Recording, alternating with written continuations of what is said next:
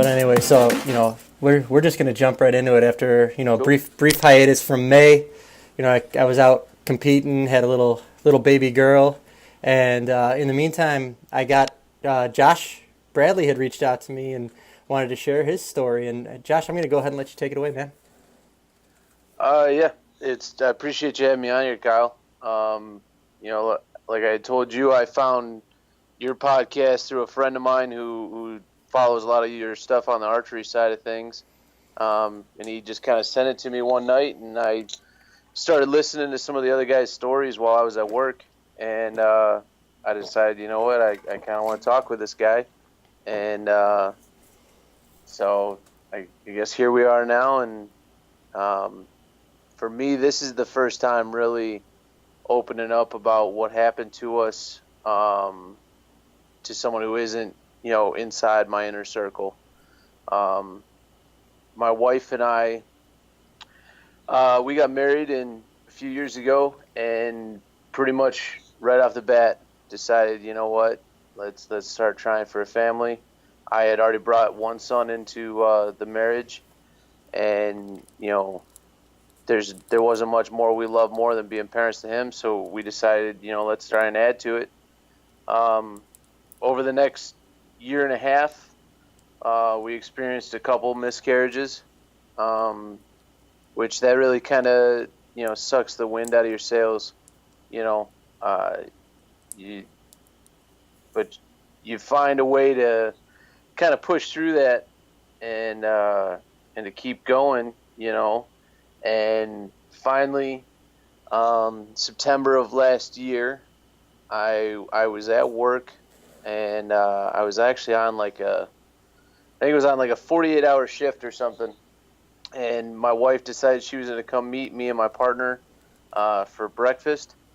And we walk into this little diner, and we actually ordered our food, caught a run, had to leave, came back, and our food was all sitting there at the table. My wife's just kind of sitting there patiently waiting on us. And I noticed my partner, she looks like she was recording, and I thought she was just, excited about breakfast, so she was going to Snapchat her breakfast or something. Mm-hmm. And excuse me, I sit down, and I start smashing out my bacon and the chocolate milk, and I'm all excited. I'm just amped up about the food. And then I finally look down, and I realize they're both just kind of staring at me. I look down, and there's the pregnancy test in front of my plate and a little sandwich bag there. So that was actually how she told me. She actually had like this big plan and everything, and then was too excited, couldn't wait. So she called my partner up and filled her in, and she's like, "I'm on my way right now. We're going to breakfast. I can't hold it in any longer." So things kind of went pretty fast paced from there. We had the big gender reveal party. Was planning everything out. My father-in-law and I were talking on the regular about, okay, what are we going to do in the nursery? Do we need to expand the closet? Do we need to do this? All the different little construction projects that got to get done around the house before the baby gets here. And in the meantime, I had started the academy for a new fire department on EMS division.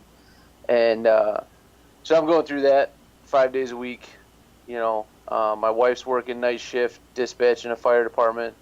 And made it all the way to Christmas. Everything was perfect. Doctor said that, hey, all these checkups look good. They were liking everything she saw. We were having a little girl.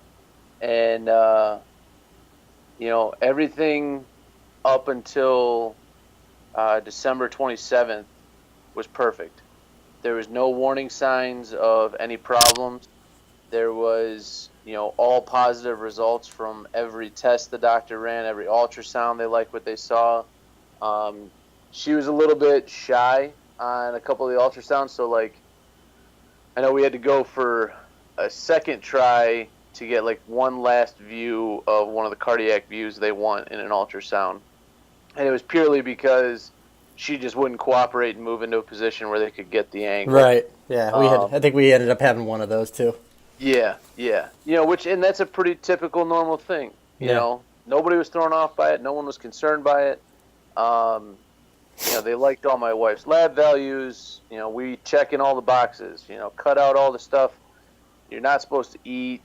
add in all the prenatals, do all that stuff, um, oblige every craving she has, do everything you're supposed to do in pregnancy, right? That's probably the number one thing you're supposed to do, and say yes to Yeah. everything. Honestly, and that was one of the things I was most excited about her getting pregnant was the middle of the night cravings, because I looked at that as that's a dad mission. Yeah. Okay, you want peanut butter tacos at 3 a.m. on a Wednesday? I'm going to find peanut butter tacos. So December 27th, I was at work. I was working day shift, and my wife had just gotten home from her night shift, and she texts me and she goes, "Man, my feet are really swollen," which initially I didn't think too much of because being in the medical field, swelling in your feet in pregnancy isn't really that abnormal of a thing, especially being she sits at a dispatch console all night. So that's not the best thing to do. I said, well, take a shower, see how you feel. We'll go from there. And about an hour and a half later, she sent me a picture of her feet, and she had her socks off for almost 2 hours at this point, and I could still count the stitches of her socks in her feet. I mean, it was like looking at something like a cartoon character. So some serious pitting edema she had going on. Yeah. So at that point, obviously, a couple bells went off for both of us that this isn't normal swelling. So we decided to go ahead and call your doctor, see what she says. I'm gonna stay at work. I'm gonna keep working until we know what's going on.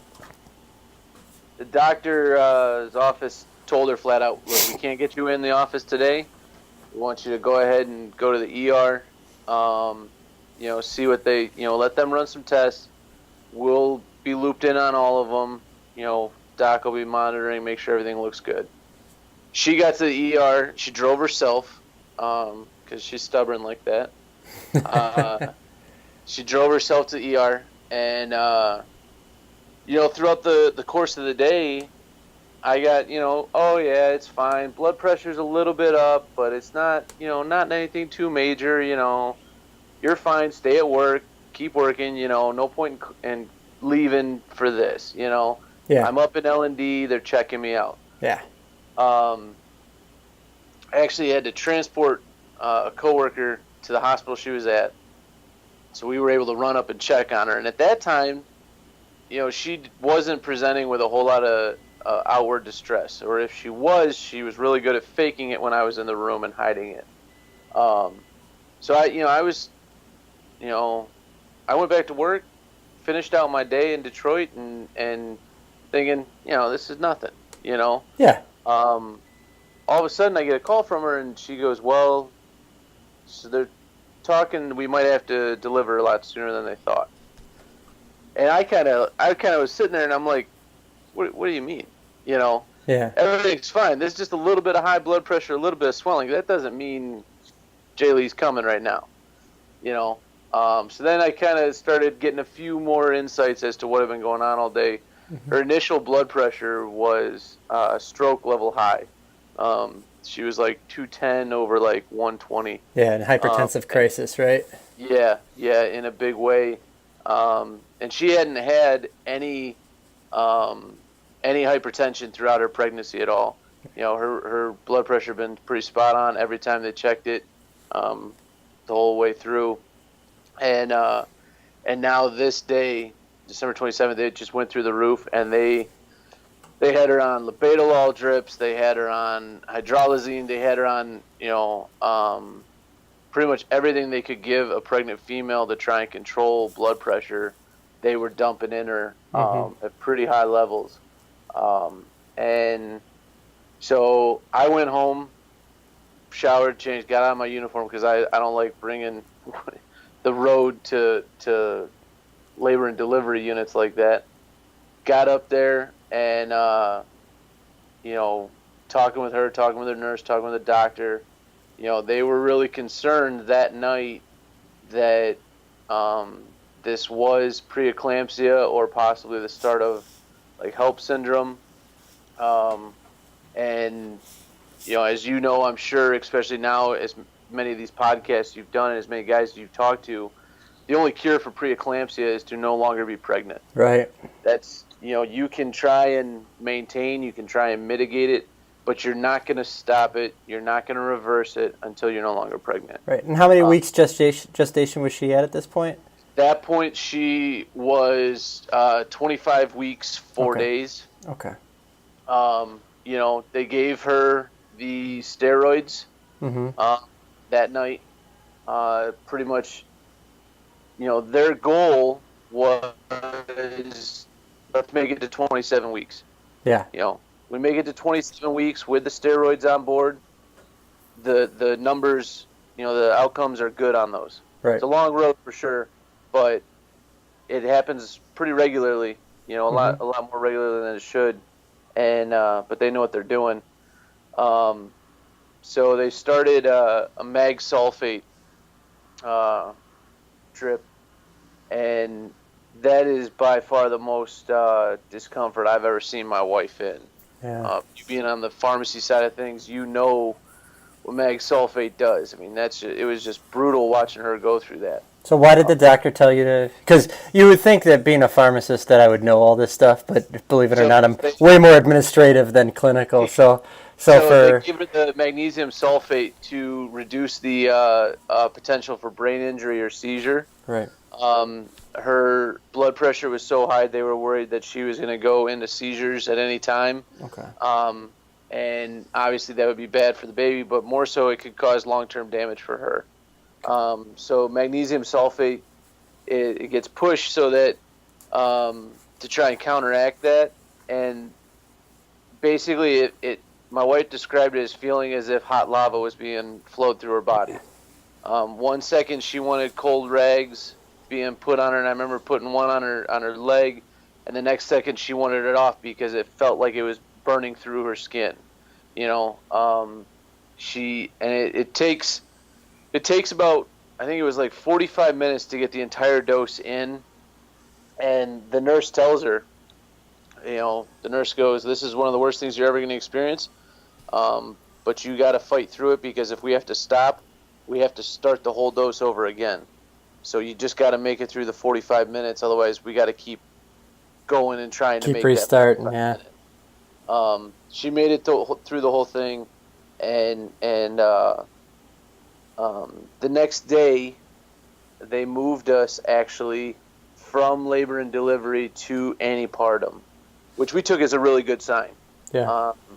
Because if they really thought Jailee needed to come now or was on her way now, we would have never left L&D. So we went down to the antepartum floor, and they continued running tests, and they did tell her, we do believe this is either gestational hypertension or preeclampsia. We're not entirely sure yet. We need to see protein levels and things like that in your urine to really be able to determine. So Thursday was pretty non-eventful. She was in the hospital, and they told her flat out, "Look, you're not leaving the hospital until your daughter's here. Whether that's 3 weeks from now or 3 months from now, get comfortable." Yeah. So we started kind of adjusting everything. I started rallying all the rednecks I know, like, "Hey man, we got to get a nursery built fast. My daughter is going to be here. Who knows when? I need all this done. I can't, because for me as a dad, I'm sitting there looking at, like, I can't have my daughter born without her room being perfectly ready to go for her at home. Yeah. I need who knows how many onesies. I got to get bottles. I got to do all this stuff, And so our families and friends, they all just started rallying. Things were happening so quick, and people were making things happen. And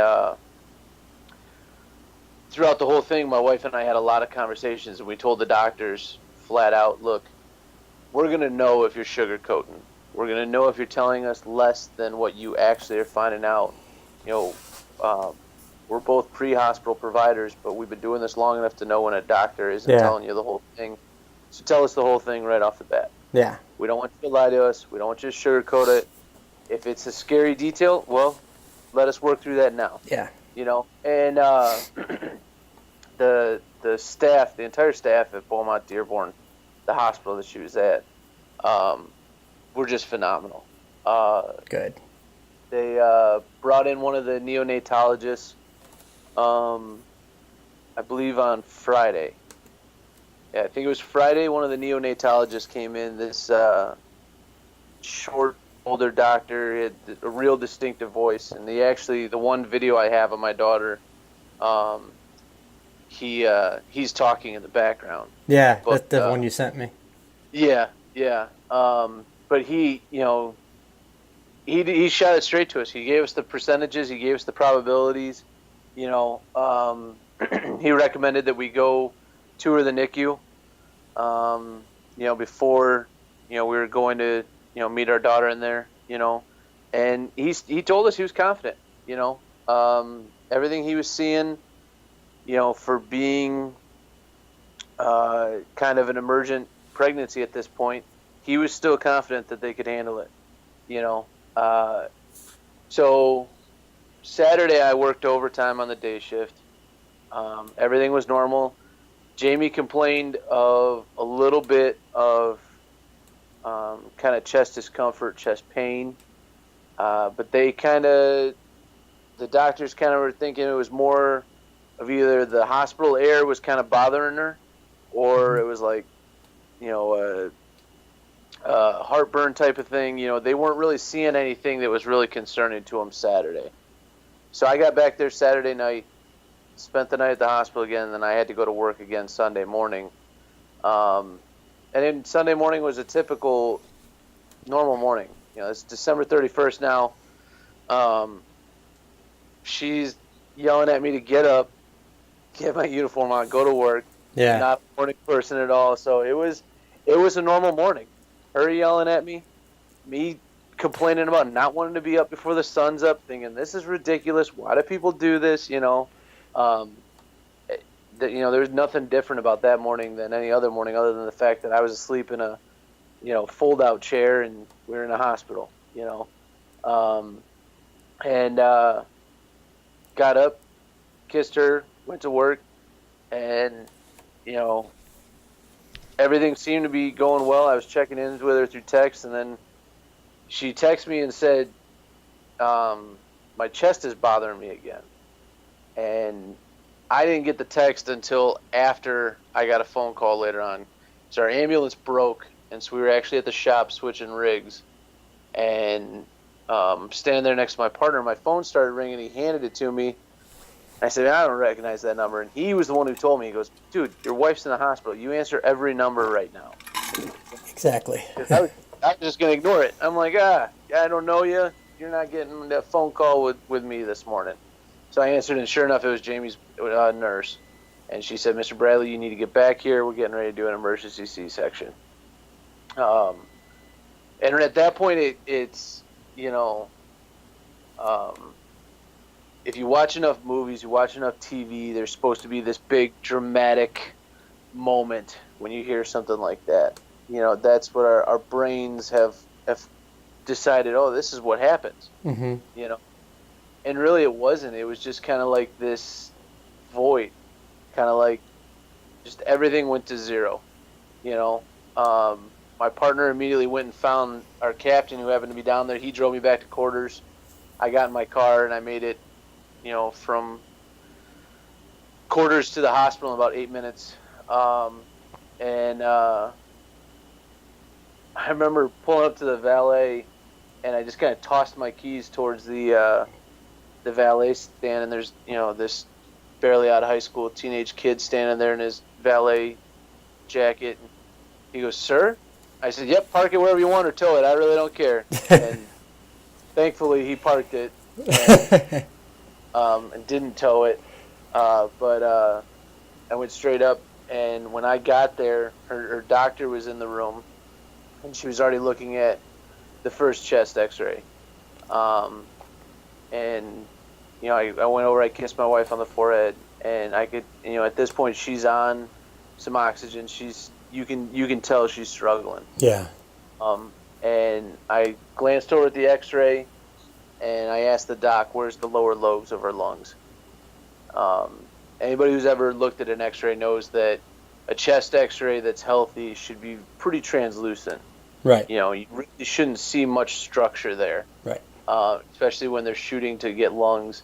Instead, where the lower lobe should be, it was just stark white. It was like I was looking at a lead plate sitting on her chest. Hmm. And doctor said, well, the MFM, so the maternal fetal medicine, so like the super baby doctors, Mm-hmm. they're on their way down. Everybody's coming down. It looks like we might be having to do a C-section today because she's starting to have pulmonary edema. Um, and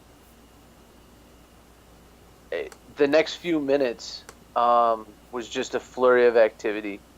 Uh, Doctors in and out, anesthesiologists in and out. And because there was emergency C-section, and because of previous back injuries, my wife wasn't able to have a Epidural. epidural, so they had to use general anesthesia. And I'm trying to keep it together because I want her to try and keep it together. I can tell she's struggling to breathe. Last thing I need her to do is be scared on top of it. And I reminded her, look, we talked all this through. We've had all these conversations. We've got the plans. Everybody knows what they need to do. You're going to be fine. And I stepped out in the hallway because they were getting ready to take another x-ray. And the head anesthesiologist, the one who'd be intubating her and monitoring her throughout the surgery, is this tiny little woman. I mean, if she is 4 foot tall, I will be amazed. She grabs me by both my biceps, and she's looking at me, and she goes, "Hey, keep it together. Everything's going to be fine. We don't lose moms," and wrapped me in like the biggest bear hug I've ever had, and this tiny little human being doing this. So I had kind of like a moment there where it like I was able to get some strength from her, and so the second X-ray comes up, and they look at it right on the portable X-ray machine, and now it's her whole chest is white. It was the fastest progression of pulmonary edema that I've ever seen. She went from a little bit of difficulty breathing. Now I can hear her lung sounds from the hallway. Mm-hmm. She's really struggling at this point. So at that point, everything started moving like in hyperspeed. We're walking down the hallway. I'm holding her hand, doing my best to keep it together. And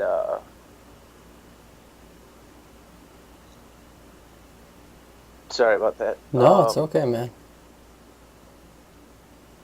We got to the doors where I now have to stop. I gave her one more kiss, and it hit me for whatever reason. I said, "Wait, who's going to hold her hand?"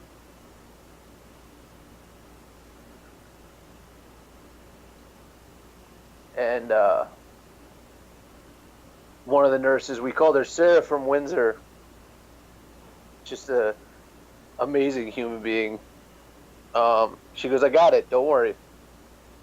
And sure enough, I guess in the operating room, she was actually making the doctors move around her because she refused to let go of my wife's hand.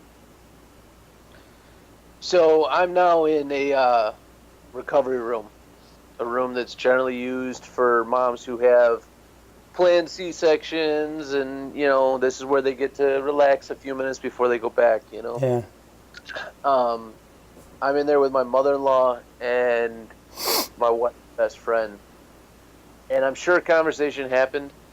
I'm sure, things were said amongst the three of us. I don't remember most of it. I specifically remember the few phone calls I had to make. I called my dad. He was in Florida at the time, and I told him, "Look, they're doing a emergency C-section." He goes, "Okay, I gotta go," and I'm like, "Gotta go?" He's like, "I gotta find a plane ticket. I'll call you." Hung up on him. And so he was immediately, mobilizing himself to get towards an airport and get from Florida to Detroit. I called her dad, and he's in, Sheboygan County, Michigan, all the way up, almost up to the UP. And he immediately jumps in his van and starts heading down. trying to get a hold of my mom and stepdad and her brother, and those three individuals became the task of the day. Her brother is actually an aerial trapeze artist, and when I kept calling his phone, his girlfriend, and he's in Seattle at the time, she answered, and I said, "Hey, Sarah, I really need to talk to Jason." She goes, "Well, he's midair right now. Can it wait?" And Sarah happens to be an ICU nurse, so I said, "All right, I'm gonna fill him in. Don't let him get on a plane. Keep him calm. Keep him there. There's nothing he can do here. He needs to keep doing his thing there." And so Sarah relayed the message there, but I couldn't get my mom to answer the phone, or my stepdad, or my younger siblings. Nobody. 4 cell phones. Nobody's answering. Well, I remember seeing a Snapchat from my little brother there at a bowling alley up north, and so I Googled bowling alleys, and luckily there was one bowling alley in the county they were in, and so I just called it, and what sounded like a 14-year-old girl answered the phone. I said, "Ma'am, you need to get on your PA and ask Glenna Newbert to come to the counter right now." She goes, "Okay." And I don't know if I just had enough authority sounding in my voice or whatever, but she did what I told her to do. Sure enough, my mom suddenly on the phone. I said, I filled her in. She's like, "Okay, we're going. We're on our way." So then all of a sudden a nurse comes in, and she's like, "Your dad?" I said, "I don't know. Am I?" And she goes, "Oh, no one told you?" I said, "No, told me what?" "Oh, your daughter's been born for about 25 minutes now." She cried. And I'm like, "No, no one told me anything. I'm, just standing here." And she's like, "Oh, well, congratulations. Give me your wrist. I got to give you a band. Give us a few minutes, and I'm sure you'll be able to go see her." So I got my band, and now I'm even more hysterical and more hyper, because now I've got both of them out there, and I'm not in the same room with either of them.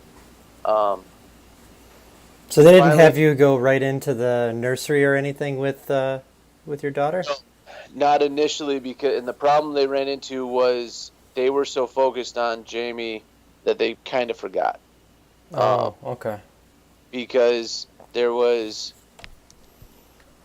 so they needed to move her to ICU, and they needed a certain team to come do that. Well, that team was delayed with something else, so then they were stuck debating, okay, are we just going to move her ourselves, because we don't want to just continue to keep her in this operating room. So there was a little bit of a delay there. Mm-hmm. But so finally I get brought in to the NICU, and I laid eyes on her for the first time, and nothing prepares you for that. Mm-hmm. I've been in EMS almost 8 years, and I've seen a lot of things, but this was one of those times where I was not prepared at all. Yeah. Wasn't prepared for them to tell me that my daughter weighed 460 grams. Babies aren't supposed to be weighed in grams. No. She was on a ventilator. She was in this tiny little personalized rainforest incubator.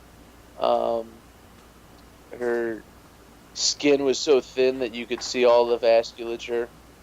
But she was kicking and wiggling and moving her fingers, and she had this I can't say tiny, I mean, it was tiny, but it was larger than her, this purple crocheted Santa hat that a volunteer had made. She was wearing that, and it was 3 inches longer than she was. But her eyes were still fused shut. I mean, she was that child that could fit in your hand twice over. And the doctor, excuse me, the NICU staff, they were on it. It's a one-on-one nurse to patient there, and her nurses were just some of the most phenomenal human beings I've ever met. They are. I don't know how they do that job. I couldn't do it. Um, And but you're an EMS, yeah, and yeah. Uh, you'd think I'd be a little better suited to handle some of this, but I wasn't.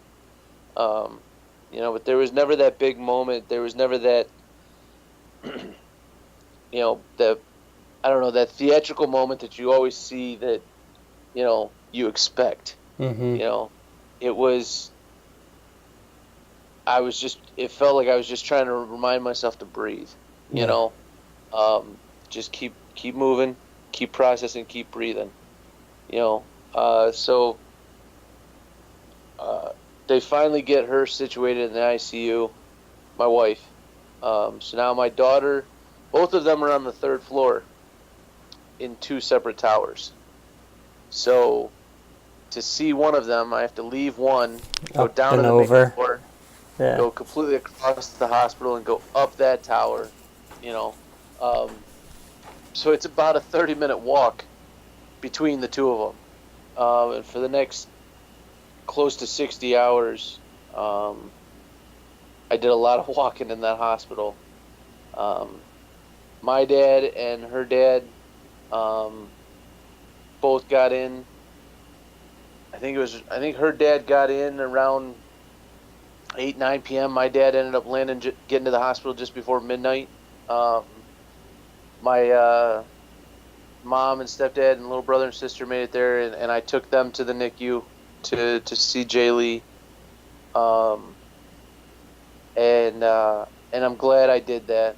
Um, at first, I wasn't going to because I didn't really want my little brother and sister, who are, they're not very little. One's in college, the other's almost done with high school. But it was like one of those moments where you wanted to kind of protect them from it, yeah, you it's know? pretty heavy. Yeah. But at the same time, I didn't want to make that decision completely for them, So that they ended up all coming in and meeting Jailee and getting to see her wiggle and kick. And Jamie's dad actually nicknamed her Jitterbug, because she just a little jitterbug dance. And so Jamie's dad pretty much took up post in the ICU with a friend of mine, one of my mentors in the EMS. The two of them pretty much held down the ICU, keeping an eye on Jamie that whole first night. They spent New Year's Eve there, or New Year's with her. And my dad and I pretty much had set up fort in one of these little family lobby rooms for Yeah, the NICU. And that night it was pretty status quo. Um, I would go into the NICU and I'd sit there for an hour or so, and then I'd feel like I was in the way or something, and so I'd go back out and I'd sit for another hour, and then I'd go back in, you know, um, and nothing really major happened that night. There was yeah. no Everything was trending right, but they told us, know that there's often a honeymoon phase. Mm-hmm. Babies will do really well, and then they'll come down, and then they might do really well, and they might come down.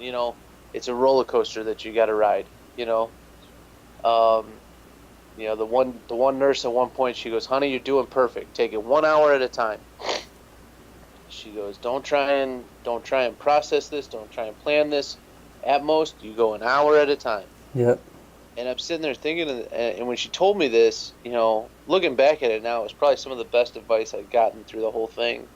But in that moment, I'm sitting there going, "What are you talking about, lady? I got a plan for the next 18 years. Okay, I got to start saving a college fund. I got to, Mm-hmm. the irrational dad in my head was ready to haul off on this nurse, And little did I realize, and I would realize it months later, she gave me the best advice there was. Yeah. Uh, so the following day, I spent a lot more time in the ICU with Jamie, because I was trying to advocate them getting her off that vent so she could come meet her daughter. She was still intubated on a vent, still sedated. She had, I think, 4 or 5 different pumps worth of medications going, propofol, fentanyl, labetalol, all of it, Yeah. Um, and finally, mid-afternoon, I had bothered them enough that they finally were like, all right, yeah, you're right. There's really nothing. There's no bad signs being shown to us in any tests we're running. We'll try and start bringing her off the pump or off the vent. Mm-hmm. And so they lowered the propofol, the sedatives first, and she was still on the vent. And we spent probably the first hour and a half learning how to communicate through her hand signals. Because she's got this tube down through her throat. She can't talk, and she's still sedated enough that she's remembering kind of in segments of 5 minutes. Mm-hmm. 5 minutes, and then we got a reminder, yep, baby's okay, you had the baby, you're okay. 5 minutes later, yep, baby's okay, you had the baby, you're okay. And that gradually extended out to longer and longer chunks of time. Eventually, we were able to give her one of our phones, and she was typing on it as if she was going to send a text, and we would read the text, and then I'd talk to her. Yeah. And that eventually, graduated into her getting the stylus out and just writing on the phone. So finally, at around 7 p.m., she was extubated and given the okay. I don't really know if she was actually given the okay. Her ICU nurse, who, just amazing, she showed up with a wheelchair and a portable monitor, and I'm not really sure if anyone of any power had actually approved this, but we just put her in the wheelchair, and the ICU nurse was like, well, I can find the NICU. We're going. And we just went. And those are good nurses right there. Yeah. So, went down to the NICU, and I had to help her, wash her hands, do the whole process of getting into a NICU. And then, I rolled her over there, and the nurses are all moving, rocking chairs and carts and stuff out of the way because our daughter was tucked into what I called the executive corner. Yeah. She had a nice corner office. And they lowered her incubator all the way down, and the thing could raise and lower, and they lowered it down so that it could be like kind of Jamie's height because she couldn't stand on her own really well at this point. So they lowered her down, and my wife got to meet her. We spent probably 45 minutes down there, and then it kind of wore her out, and so we took her back up to the ICU. And pretty quickly after that, she got moved out of the ICU. I'd say within an hour or two, she was out of the ICU and back to a room on mother and baby ward. And we were hopeful, but at the same time we were realistic. Yeah. We decided we wanted to make sure she was baptized. Because even though we're excited, our daughter's here, and everything appears to be going good. My daughter's 460 grams. Her skin's so thin you have to be careful touching her because you might just shred it off her. She's on a ventilator and 16 pumps. There's 16 different medications coursing through her 24 hours a day. Right. And little by little they're having to increase doses. And so, we we definitely had, some of those hard conversations. But it was me and my wife and my father and my father-in-law, and we all just sat there and we had a lot of these conversations, and we decided that, should she coach, should she go into the cardiac or respiratory arrest, we decided, to let her be. And that was one of the hardest things as I've ever done. Because, as we've talked about before, I am an EMS. My job is to do everything I can to get you to the doctor so then the doctor can give you the best chance at life. Mm-hmm. And here I was. We decided, me and my wife, that if our daughter, stopped breathing, heart stopped beating, that we would let her be. You know, there was a lot of different factors in that, um, but CPR is a very traumatic thing, both physically and mentally. Physically to the patient, proper CPR breaks ribs. Yep. Uh, she's 460 grams. She barely even has ribs that you could break. Yeah. Uh, and then I didn't want to put the staff through that. I didn't want those nurses and the nurse practitioner and the doctors that were doing everything in their power. I didn't want them to have to do CPR on her, because that's hard on them. I know that. Yeah. And, so we relayed that to the staff, and we were trying to get a hold of a hospital chaplain to come baptize her, and being the holiday weekend or whatever it was, we couldn't get one.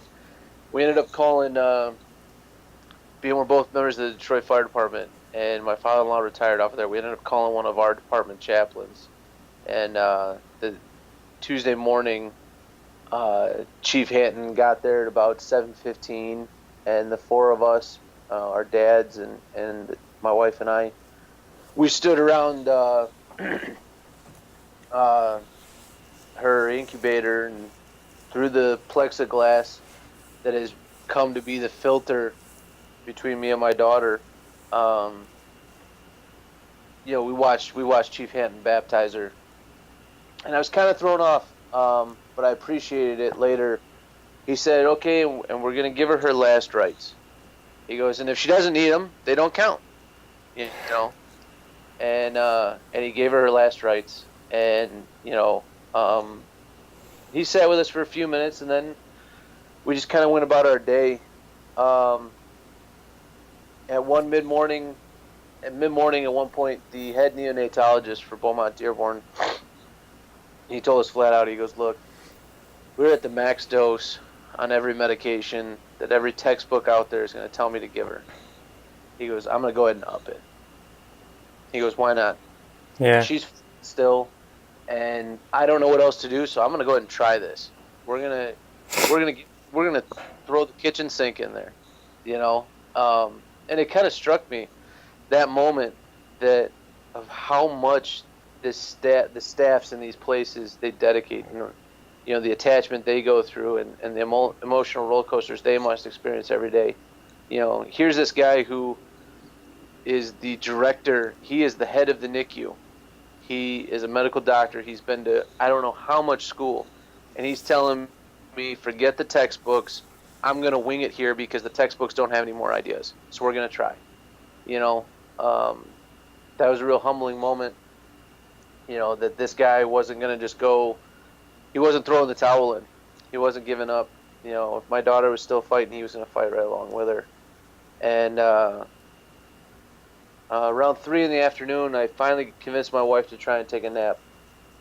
And she was in the room napping, and I was sitting in one of the little family areas, sitting next to my dad, watching him work. He was on a phone call, just being Mark Bradley, setting somebody straight from 400 miles away. And I was just kind of sitting back, enjoying the peacefulness of this, the security of this. This is what my whole life was, watching my dad roast people for failure to do their job, And my phone rang, and it was the NICU, and they told us that I needed to get my wife and we needed to get down there. So I pretty much ran to the room, put my wife in a wheelchair. I remember her asking, "Do I have time to pee?" And I told her no. And we got into the NICU pretty much as we watched the monitors kind of flatline out. And she had lived just over 48 hours.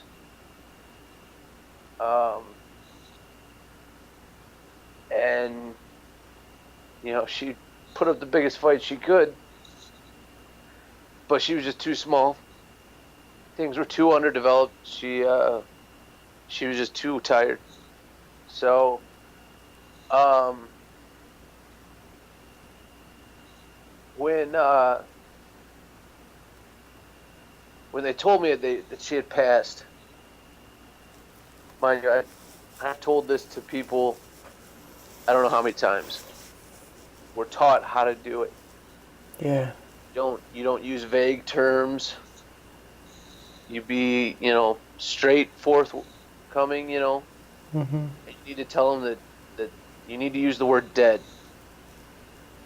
And so as the neonatologist walking towards me, this is running through my head, and I'm like, he's going to use the word dead because he's good at his job. And It's all right, man. um, and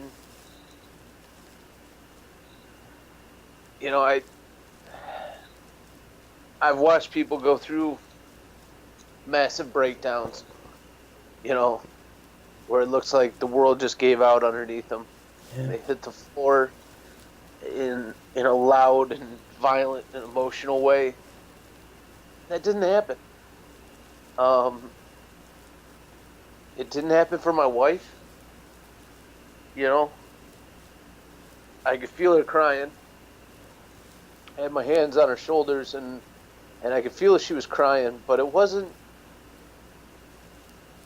In that moment, it was just kind of like everything went quiet. Yeah. Um, it was kind of. It's like a shell shock. Yeah, yeah. You know, so they took us to this little room across from the NICU, uh, and the nurse brought her into us. And the first time I held her was after she had passed. First time I touched her. I'd never laid hands on her. I'd never felt the strength of her grip on my finger. Uh, that plexiglass wall was finally gone between the two of us. How did it feel when you were holding her? Um, it was like peace and rage all mixed into one. You know, uh, I was mad.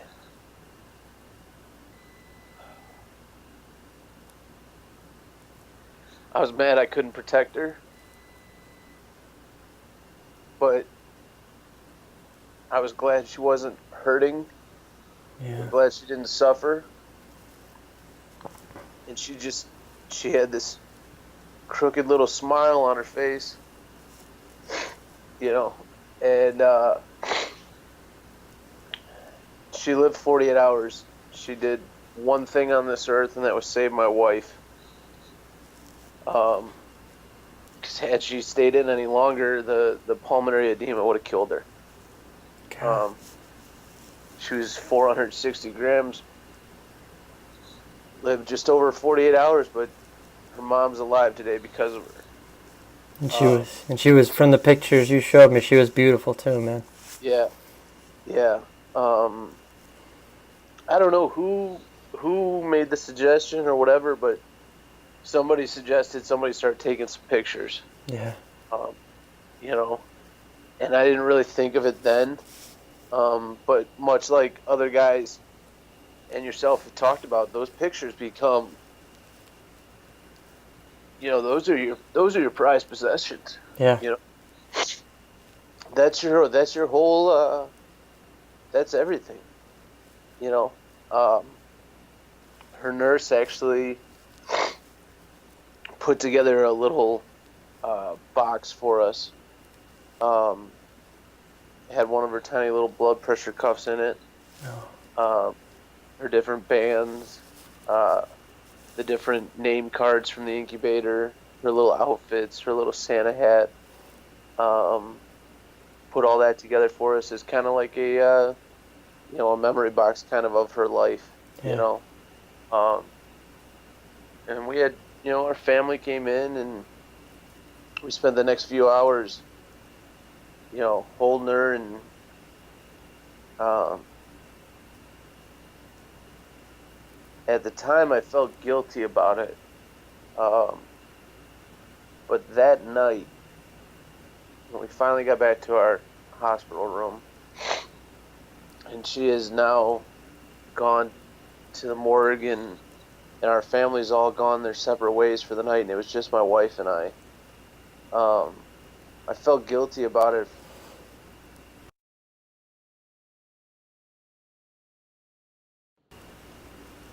You still there, Kyle? Yep, we're still here. Sorry, someone was trying to call. It's okay. I felt guilty about it for a long time, but and I think part of me still does. But I slept so soundly that night. Yeah.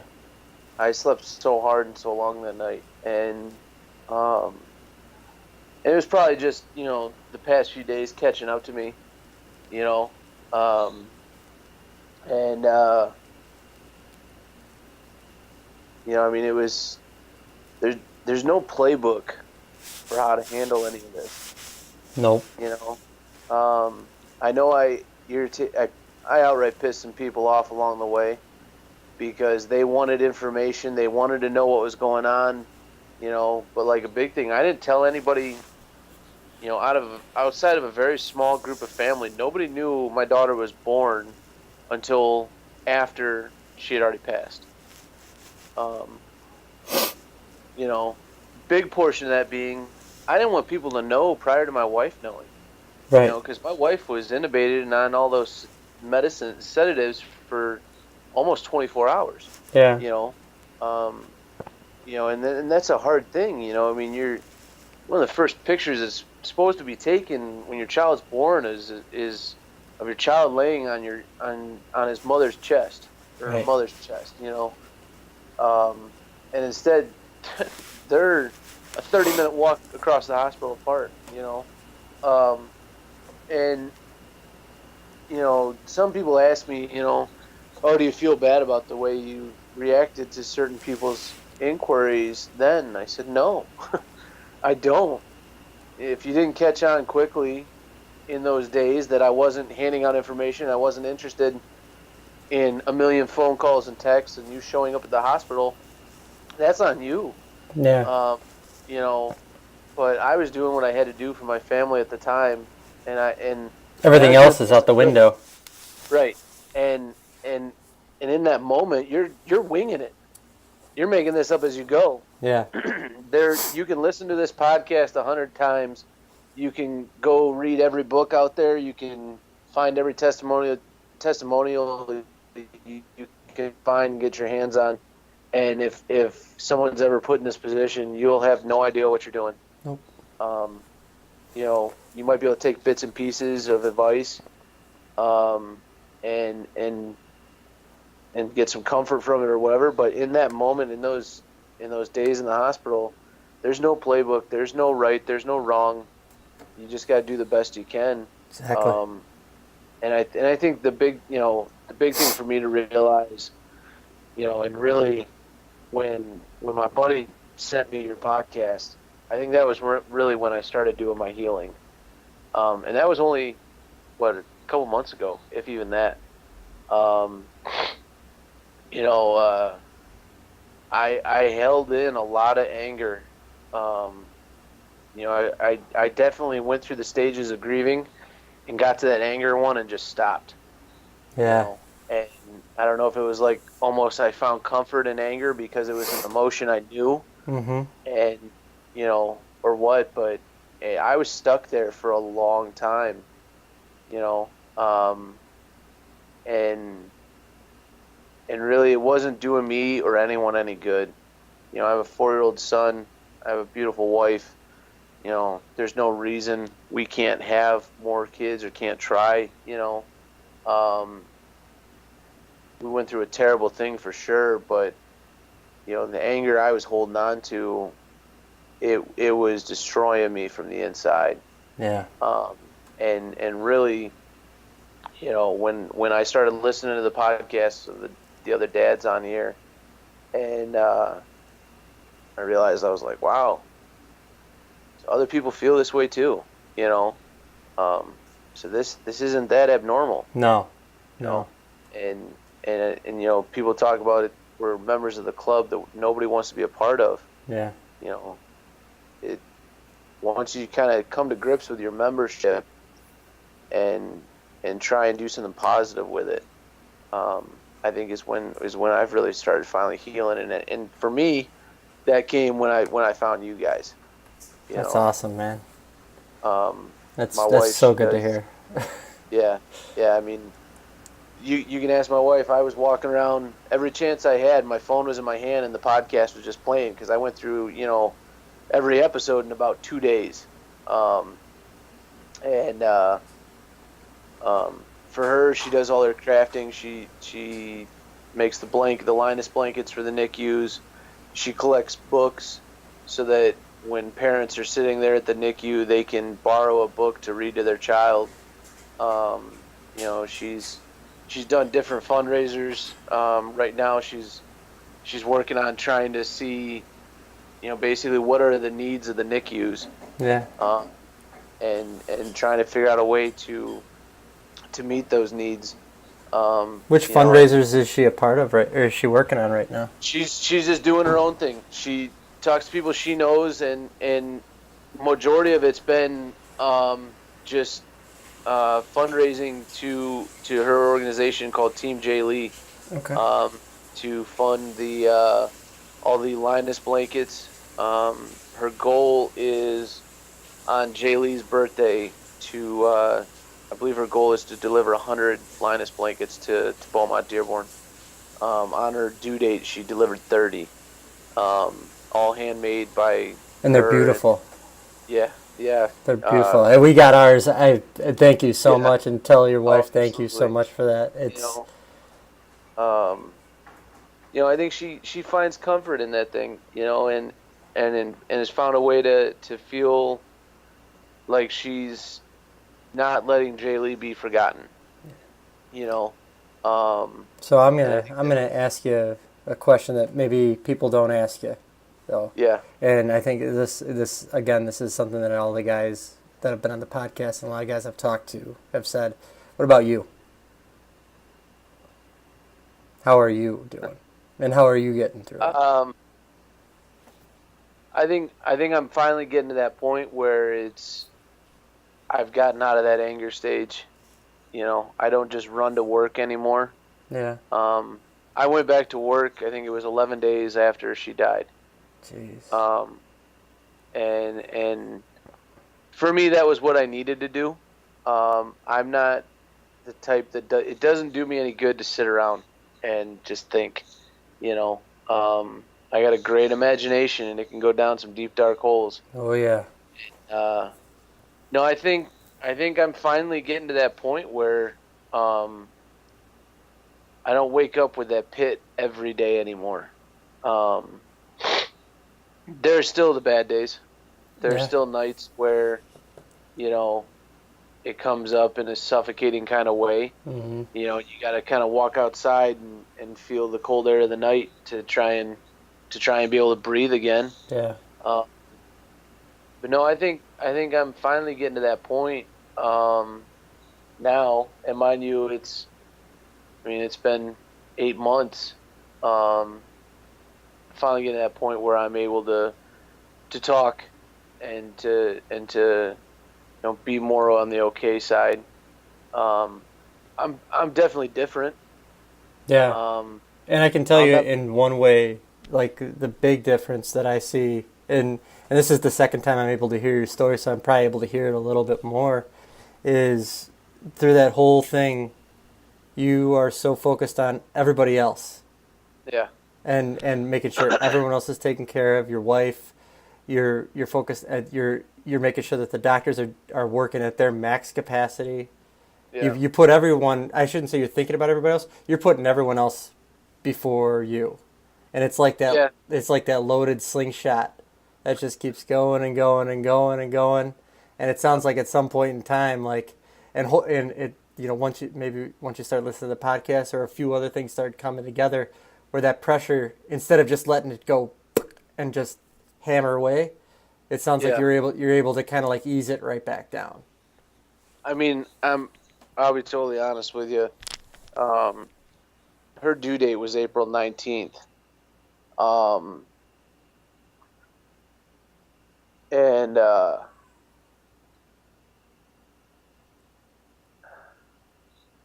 That had to be a hard day. I was on April 19th. I was about 5 minutes away from being that being the day I died. You know, I sat on the end of my bed just staring at the gun safe, and I just thought, man, you know, You ain't alone with that one. I know exactly what that feels like. And yeah, and it was actually it was while my wife was delivering those blankets, and my dog came in the room, and she climbed up on the bed next to me and just kind of put her head on my lap, and for whatever reason, and I couldn't tell you if it was my dog coming in the room or what, but rather than getting up and walking across the room to that gun safe, I ended up just leaning back and rolling over and going to sleep. And I got up and I went to work that night. That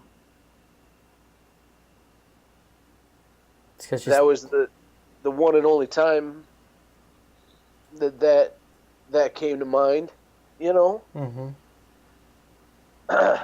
But I definitely hit that point, and then shortly thereafter, I found your podcast, and I think that's when the healing actually kind of finally started, you know. That means a tremendous amount to me, Josh. Yeah. And I mean, we try not to, go through and I guess I always try to keep this podcast manly, and it's tough when you're dealing with feelings and everything. Yeah. But I think, it sounds like when you hit that point where you had to make a decision, I think in your mind you're like, I still got a lot of fucking shit to take care of. I got a lot of responsibility. Yeah. I can't go anywhere right now. And actually, one of the thoughts I had was, well, who the hell is going to do the laundry if I'm not around? Or who's covering my shift at work? Right. Something as simple as, well, you can't kill yourself. You got a mountain of laundry you got to do, and you do the laundry in the house. That's been the deal. So you got to be around. You got to do the laundry. Yeah. And it was just kind of like, yeah. Well, that was that nurse, like that nurse said, that 1 hour at a time. That one step at a time. It's like, if that's what it takes. I mean, and again, anybody listening to this, if you get to this point, and you're not the only person to get to this point. Your story may be different going through it, but Josh is another example where you're going to get to this point, and you got to make a decision. Yeah. And make the right decision, and the right decision is not to do it. Right. Well, and it's one of those things. You got to find that person. You got to find that outlet. Kyle, you're big into working out and into your archery and all that. And I can definitely tell that's a huge outlet for you. And for me, it is my work, and it is my doing chores around my house and stuff like that. But you got to find for anybody who's going through and a miscarriage might get you to this point, just because it doesn't have to be as dramatic as my story or the next guy's story or whatever. You can't compare your story to everyone else. No. But if there's something in your life that gets you to that point, you got to find that person that's going to bring you back.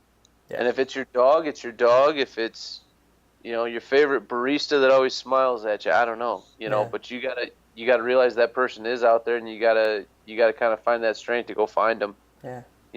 And that person might even be like yourself.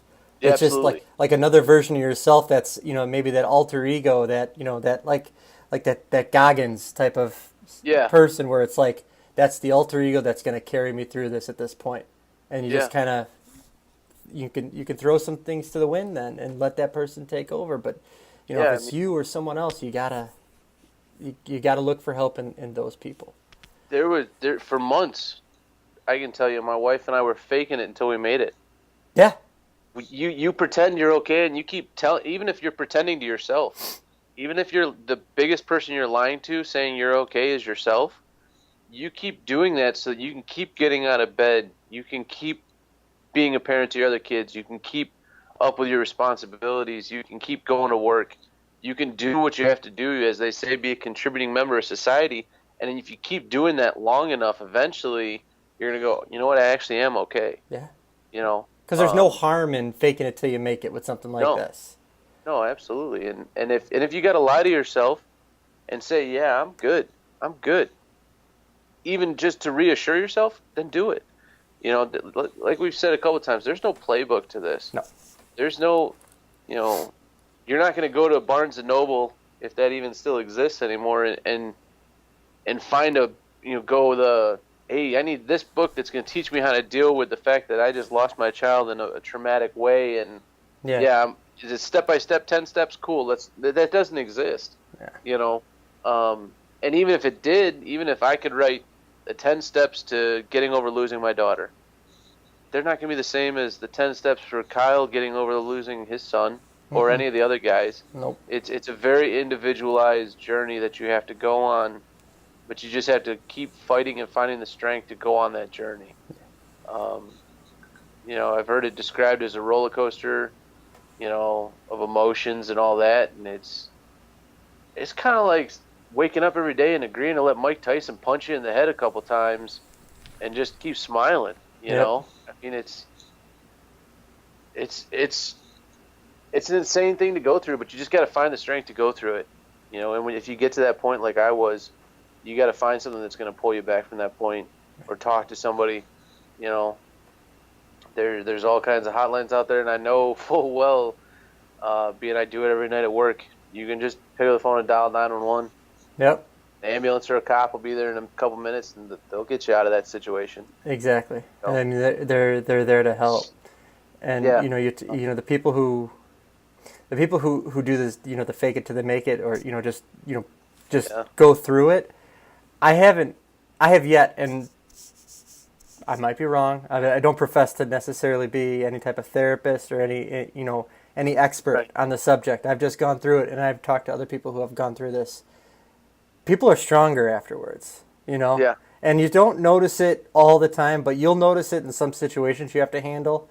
Like there's situations now, and granted, we got pretty high stress environment around here right now with a newborn, but Right. there's situations that have come up around the house where I would have freaked out, like a pipe burst or something.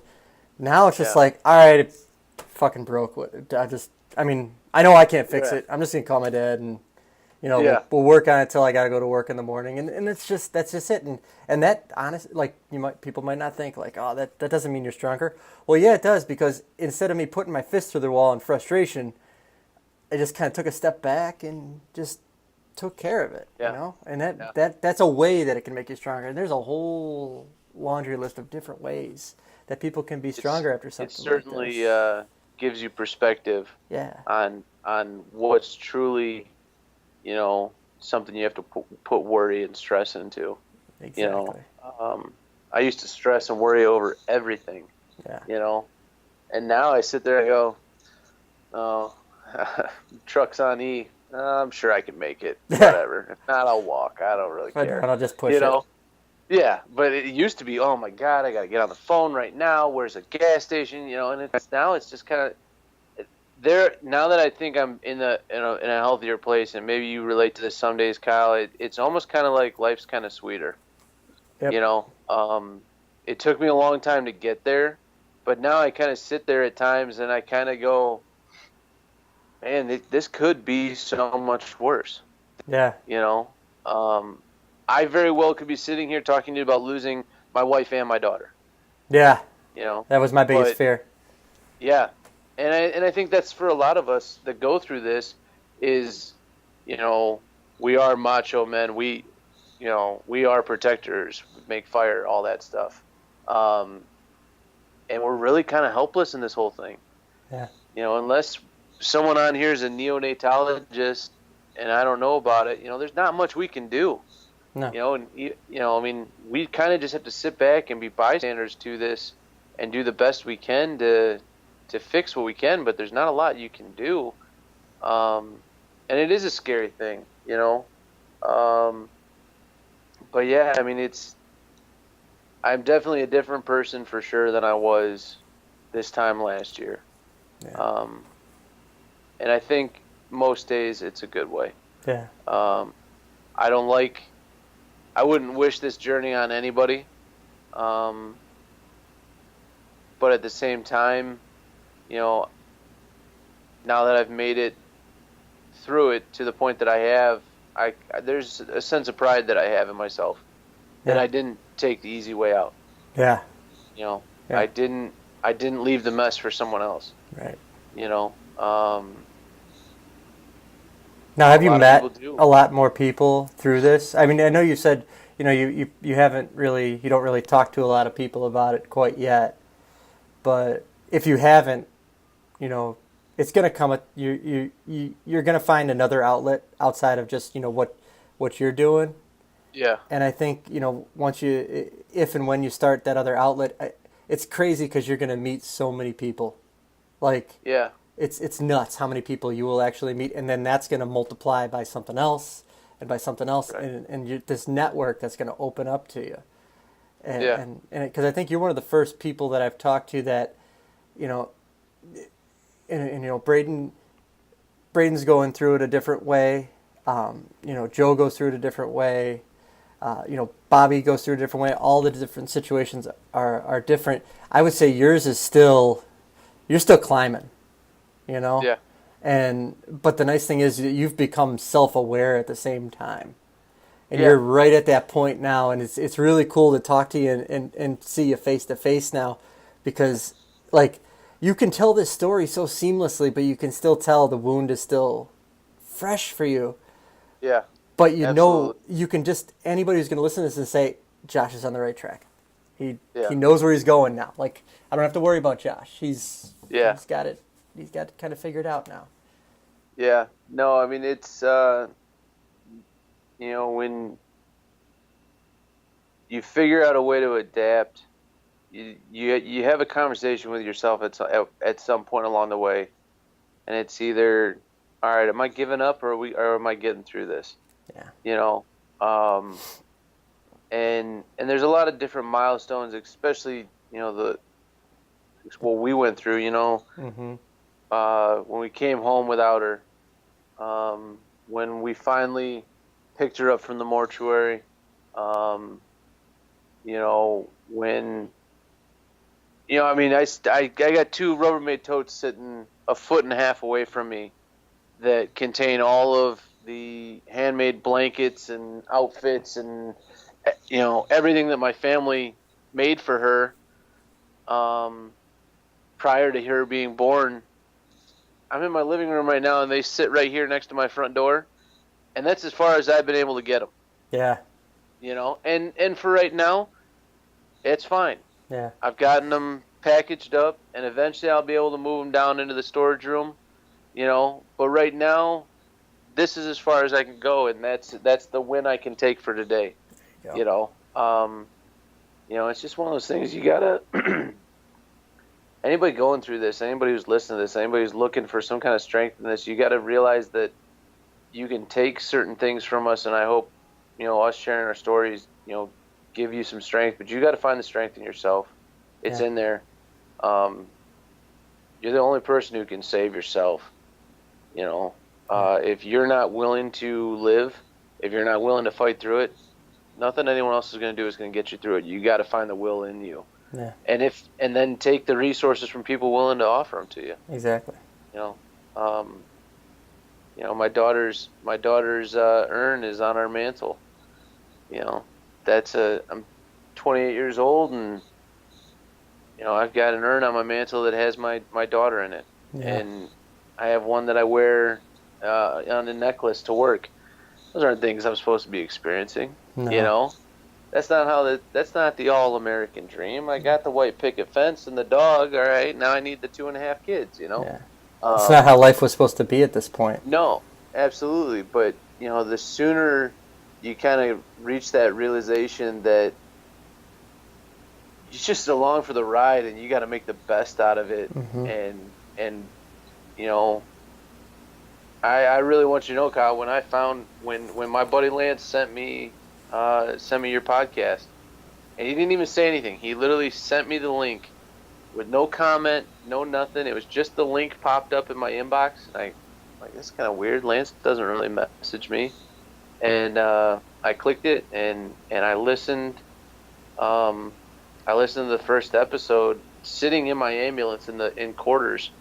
Um, and it was right around 4th of July, I think, and it was kind of like light bulbs went off for me, man. It was kind of like finally, at least 50 of the 100 pounds of weight sitting on my shoulders kind of felt like it lifted off just because I didn't feel as alone, you know. Yeah. There are tons of resources out there. There are tons of groups. There's probably 1,000 different Facebook pages for moms who have gone through this, and that's phenomenal, you know. Um, Finding resources for dads is a very difficult thing. So those of you guys who are out there that are putting these resources together for dads, I commend you because it's making a difference, man. Yeah. And thank you. I mean, it helps to hear this, especially coming back from a kind of a brief hiatus here, where there was like a decision making process. Like, do I want to keep going with this? I never thought of stopping it. I just kind of thought of maybe I've done what I can do. And after I talked to you, I was like, all right, here's the plan. I'm gonna get through this our plan C section here, and we're it's hammer down then. And going about this a little differently, usually I used to send the scripts out and everything. I was like, Josh is the perfect guy on here. He's got such a great delivery with this story. I want nothing to sound scripted. This is going to be perfect. And honestly, man, like this was. And I think just going through everything step by step, and you talking about the totes that are sitting right there, like what? That's as far as they're getting. It doesn't get more relatable than that. So. Well, yep, that's them right there. Man.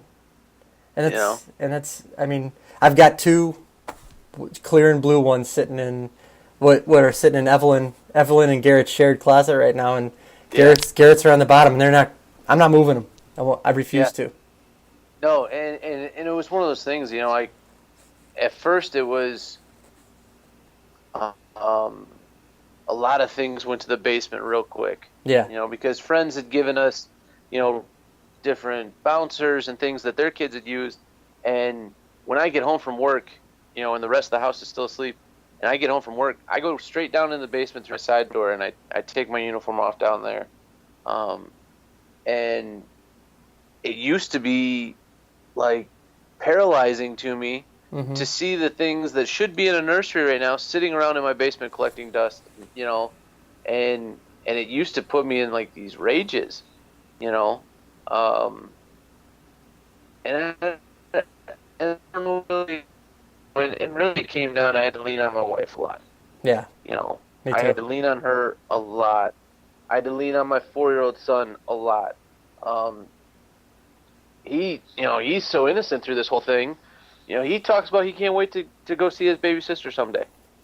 Because he doesn't really grasp completely the concept of heaven, but he knows it's a place that all these people he loves have gone to. Yeah. And so he looks at it as, I can't wait to go there.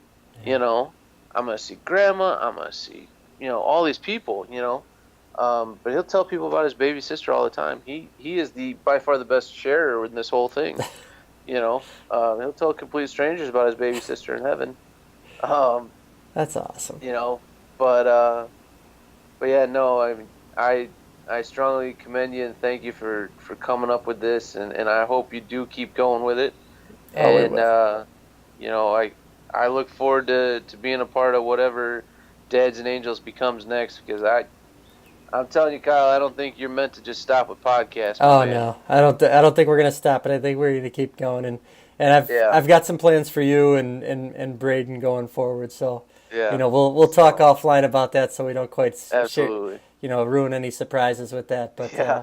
Yeah. there's a lot of So, big things to come here. And Josh, thank you very much for sharing your story, man, absolutely. and all the positive things that you've shared, and just kind of reinforcing, for me personally, just doing this and showing that it's reaching people and it's helping. So Yeah. I really want to Absolutely. thank you for coming on tonight, man. Absolutely, my man. It was my pleasure and my honor. Thank you, sir.